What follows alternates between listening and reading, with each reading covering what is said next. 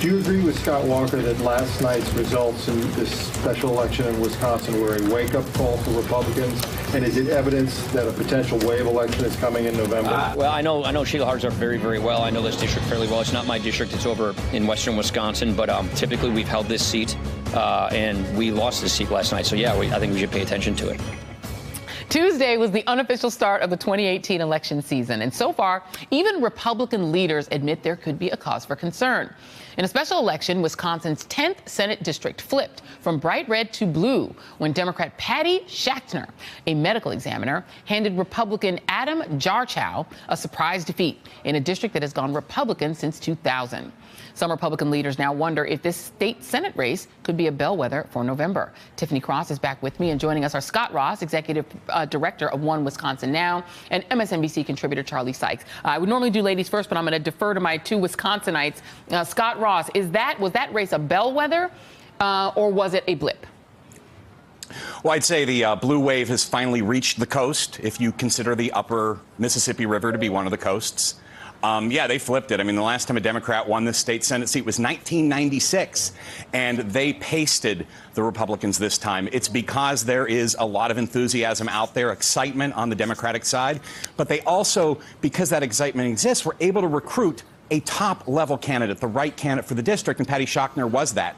The good news is there are Patty Schachners all over the state of Wisconsin and all over the United States. This is going to be a great election year for Democrats. And I want to stay with Wisconsin for just a second, Charlie, because as we know, it's one of the Koch brothers' favorite places, and one of their favorite people is one Paul Ryan, Speaker of the House. Washington Post yesterday saying that he collected $500,000 in Koch cash days after the House passed the tax law, something the Koch brothers really wanted. But Paul Ryan has a potential competitor in a guy named Randy Bryce, the Iron Stash, as he's known on Twitter. He raised $1.2 million, they reported, at the end of 2017. If we're talking about races that shouldn't be competitive being competitive in Wisconsin, should we also be talking about that district in Janesville? Yes, but, and I want to go back to the Senate election because, you know, this is a seat, that Senate seat was a seat that Donald Trump had won by 17 points. And I talked to Republicans about it, and I won't say they're at a panic level, but this is really an electric shock because there's two things happening. Number one, they're hemorrhaging women, particularly in the suburbs, and they're seeing a dramatic tick up in turnout among the Democrats. So there's a real enthusiasm gap. Now, if that translates around the state, that means a lot of seats that had been relatively safe, particularly in metropolitan areas, are going to be in play. But as Scott mentioned, you know, there's two things that Democrats, you know, have to think about. Number one, this is a very, very good environment for them. Why did the Democrats win up in that Senate seat? It's because people hate Donald Trump. Donald Trump is the mood music in this election. But the second part is the recruitment of good quality candidates. You look at Alabama, you look at Virginia, you look at the seat in Wisconsin, and the Democrats recruited, you know, pretty strong, good mainstream candidates. And I have to say, you may be disappointed, I'm not sure that they've done that around the state. Right now, one of the things that Scott Walker's got going for him, I think, is the fact the Democratic field is so split. And down in Paul Ryan's district, look, you know, if it's a wave election, Paul Ryan might be vulnerable. There's no question about it. But the Democrats have not recruited an A-level candidate. And I think that there are a lot of folks around the country who are investing a lot of hope in this, who might be somewhat disappointed when they see how this campaign plays out. Interesting. And Tiffany, you know, there are so many X factors that make Wisconsin like a unique state. One of them, of course, is voter suppression, which was uniquely strong in Wisconsin. Ari Berman, friend of the show, did a piece back in May of 2017 about voter disenfranchisement, saying the voter ID law there suppressed up to 200,000 votes. In 2016, Trump only won the state by 22,700 votes. And a civics analytics study that Ari cites in his piece says that while states with no change to voter identification laws witnessed an average increased turnout of 1.3% from 2012 to 2016, Wisconsin's turnout, where the voter ID law was strict, dropped by 3.3%. And if turnout had instead increased by the national average, over 200,000 more voters would have voted, et cetera. So in Wisconsin, when you talk about these guys saying there could be surges of Democratic voters, typically in a lot of states that are run by Republicans, in their mind, that means we ramp up things like strict enforcement of voter ID. So could that wind up playing a factor? I think it definitely will play a factor, and I think that's the only weapon Republicans have at this point, voter suppression and gerrymandering, as we've seen across the country. We just saw the ruling in North Carolina where the Supreme Court has given them a little more time to have to redraw their districts. And I want to echo something that Charlie said as well. I think it's amazing. I do think that Randy Bryce, the Iron Stash, is a rock star. I mean, we know about him. It became a national race because his campaign video was amazing, and so many people watched it. It got over 1 million views. However, we're excited that he raised $1.4 million. Paul Ryan has $44 million in his coffer. So in comparison, I'm not sure that, he's going to be able to unseat Paul Ryan. But the scuttlebutt in D.C. last month was that Paul Ryan may not seek re-election this year, though he tried to quiet that down. I think there is something to him coming out time and again, having to defend this president's tweets, having to defend some of the Republican Party principles that I'm not so sure that Paul Ryan stands by. So I think Paul Ryan will be a player. And I think as we've seen the rising majority across the country, we saw what happened in Virginia, we saw what happened in Alabama.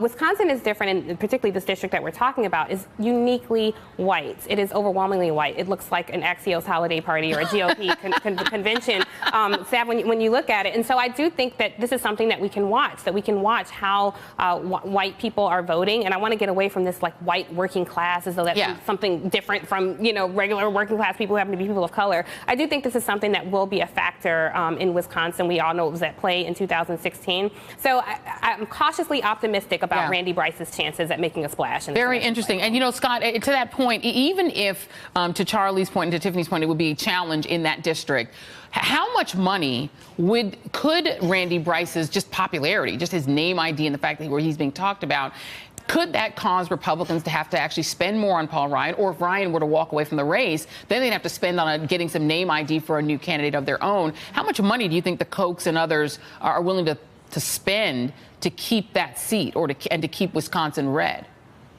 Well, I think they're going to spend all the money that they need in order to try and do that. Whether or not they can do that is a totally different question. And listen, you're talking about a state with both Scott Walker and Paul Ryan, and who do progressives want to beat more, Scott or Paul? That's like asking what's a better mob movie, Goodfellas or The Godfather. And I think people say let's just watch both. And so I think there is an incredible amount of enthusiasm out there to try and put these folks in their place when it comes to electoral politics, because again, there has been voter suppression all over the place. We won a federal lawsuit on voter suppression and restoring early vote in the state of Wisconsin.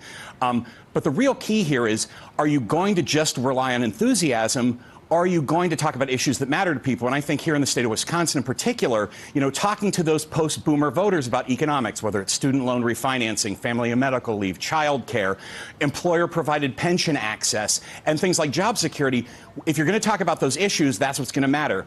We know Scott Walker is scared because, moments after the race was announced for Patty Shockner, he was out saying we need more strict welfare laws. I mean, he went to that racist, poor shaming pool. Yeah. That didn't work in the 10th Senate district. It's not going to work in Wisconsin. Yeah, and let's broaden this out just a little bit with this panel. And I'll start with you on the Charlie, because wider for the Republican Party, you've seen a lot of members decide not to seek re-election, including some chairmen of committees who are, in all honesty, terming out as committee chairs. Maybe that's a part of it. You've also seen some difficulties in Republicans in recruiting their first choice candidates. You just saw that happen in North Dakota. Huffington Post reporting top GMP prospect Kevin Cramer declines to seek a Senate run there. And you've had some candidates who might not be the best candidates, or the, sort of on the Roy Moore scale in some other seats. Are Republicans, is the bigger problem for them a lack of enthusiasm, or more enthusiasm on the other side, or is it the candidates that they're winding up with? Well, it's a couple of things. Number one is obviously the environment is rather, hostile to Republicans right now. But also, if you run as a Republican this year, you have the weight of Donald Trump on your shoulders. And for a lot of Republicans, that's just an untenable situation, that if you break with Donald Trump, you might get killed in the primary. But if you don't break with him, you might get killed in the general election. So I think a lot of centrist Republicans are just saying, you know what, it is just not worth it, particularly in a year that still looks like it's going to be a wave. Yeah, and then let's switch to the Democrats a little bit, Tiffany, because, you know, what are the challenges that they face in turning what is obvious? I mean, we saw those women's marches yesterday were humongous. What are the challenges Democrats face nationwide in trying to turn that enthusiasm into actual votes? Sure. So I think when the Democrats rolled out their plans a few months ago, it was underwhelming, to say the least. And I think they're going to have to tap into, it's amazing that we need a superstar like Oprah to get people engaging. That's the only person who can, you know, trump, pun intended, Barack Obama on the campaign trail. So I think they're going to have to tap into their local validators and those local people on the ground and find those superstar rock stars on the ballot. There are a couple. We covered this at the Beat DC, so I track every person of color running for office across the country, and I can tell you they're large in number. And there are some people whose stories need to get told. There's a candidate, Lauren Underwood, who's the only woman of color, black woman out of a suburb of Chicago, running the unseated Tea Party Republican. Everyone on the other side is white male on the Democratic side. There's Gina Ortiz-Jones out of Texas, Filipino candidate running for Congress to unseat Will Hurd, the only African-American congressman in the House. There's also Veronica Escobar, same place, out of Texas. Can you believe Texas has never sent a Latina woman to Congress? That's insane. But she has a chance to be the first Latina woman to go to Congress. She's running for the seat that Beto O'Rourke abandoned to run for governor. So there are these superstars that you're not hearing about from the Democratic Party, and I think they need to elevate these candidates and give them resources. And there are things that we can do as voters. When I talk to some of my friends, I'll talk to them. Andrew Gillum, who you know, out of Florida, mayor of Tallahassee. Exactly. When I talk to friends, and they say, oh, I'm not sure he has a chance. And we have to become the people to give. We have to be the power brokers to say, you know what, he may not have a chance, but we're going to become the power brokers and invest in his campaign and get behind him. And I haven't really seen that done from the Democratic Party, and I think we'll start to see that, I hope. I think that is true, and I have to ask you in closing, and it's not congressional related, but can Stacey Abrams win in Georgia? I certainly hope so. We're going to need Atlanta to step up in a major way because they're a blue spot in a very red state. And I think she's gotten some help from Cory Booker, Kamala Harris, and some of the local validators, which you need in a state like Georgia. So I think she has a chance. You would think if Alabama could elect a Democrat. Exactly. Darn it, Georgia with Atlanta right in the middle. You could do it too. Tiffany Cross, thank you very much. Scott Ross, Charlie Sykes, great panel, and Charlie sticking around. And coming up, new reaction to the shutdown. Stay with us.